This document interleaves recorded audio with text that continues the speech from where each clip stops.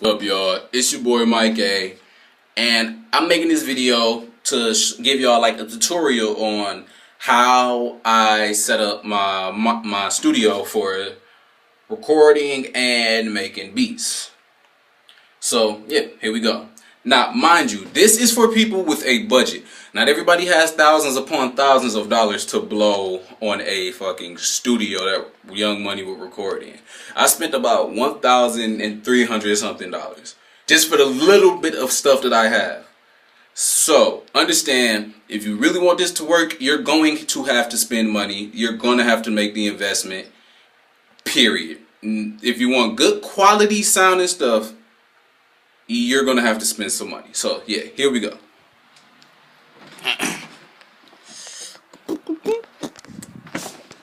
So yeah, I'm not very good at commentary, so don't judge me.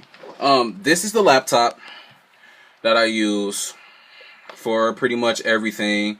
This is FL Studio, guys, for people who were wondering what any of this shit was. I use this for editing my videos. I use this for recording. This is the program that I use for recordings called micaexclusve Pro Studio. I have 6.0. And yeah, I'm working on a song right now for my mans. So yeah, that's what I'm doing. Now, as far as sound and making beats, I have these Logitech, or I never really know how to pronounce this company's name, but yeah, shout out to them, Logitech. That's just going to be their name for the day, Logitech. And I have these speakers right here, and this right here, my baby right here, is called a subwoofer. Now the purpose that this serves is to basically, it helps me hear bass and other like drums, like certain sounds of stuff, basically the bass. And when I make my beats that I wouldn't be able to hear without it. Like, so I'm about to play a song, I'm about to play this beat, and I don't know if you're going to be able to hear the actual bass in the drum, but I'm going to lift this up so you can see the speaker and see the difference between how it sounds with it and how it sounds without it. So I'm going to start it from right here.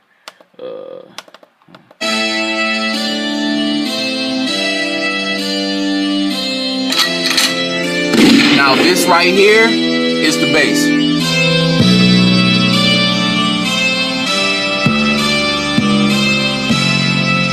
Now that's the bass. I don't know if you can hear it, but here you go.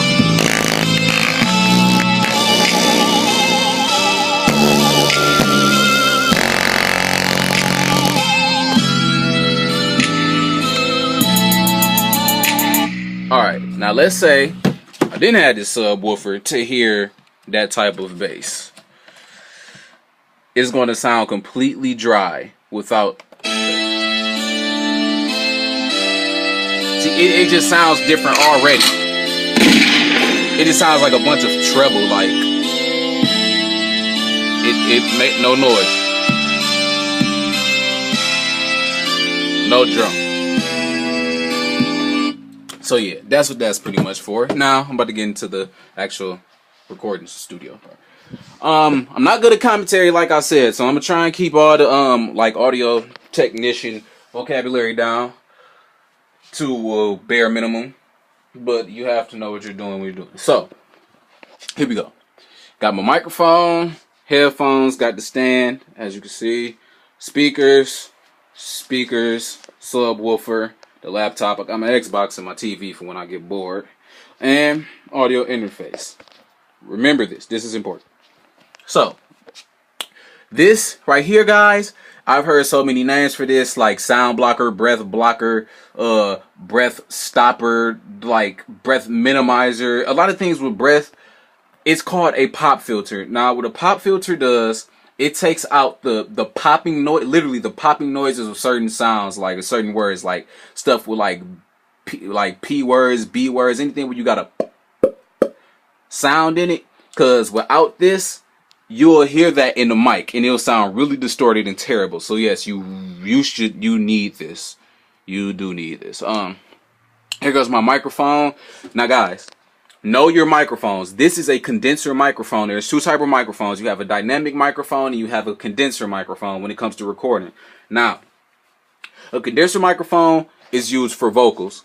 you make sure when you get a microphone, you ask the person you're getting, or make sure you know and you read to see that it says condenser microphone, because a dynamic microphone is used for like instruments recording, like live instruments, and it will have a completely different feeling, a completely different sound if you get the wrong one for what you want to do. So remember that, musicians and recorders.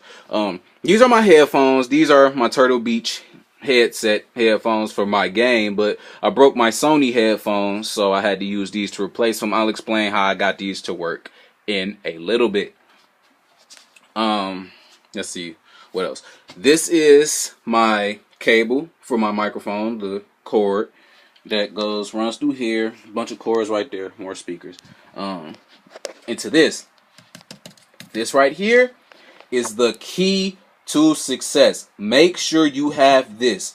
No matter what anybody tells you, you're going to need this at some point in time. Just get used to it. Now, how can I explain this without confusing people? This mic, every mic requires a certain amount of phantom power to charge its basically function. So with this, that's what an audio interface basically does. It gives your microphone the phantom power it needs to actually be able to be powered and record when you want to record. So for this microphone right here, it needed 48 volts worth of phantom power. Now microphones, it has a range from about 9 volts to 48 volts. Depending on your microphone, it's going to determine what type of audio interface you need to power it. So this needed 48. So this had the requirement, like pinpoint is a 48 volt audio interface.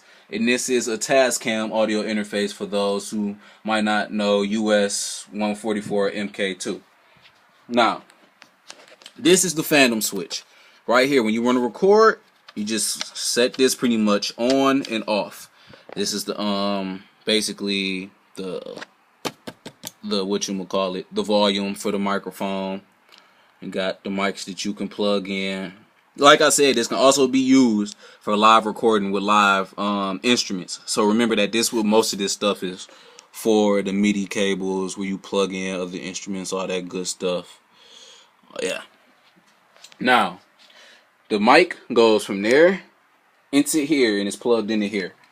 Now, the cord, the power cord that powers the actual audio interface goes through here and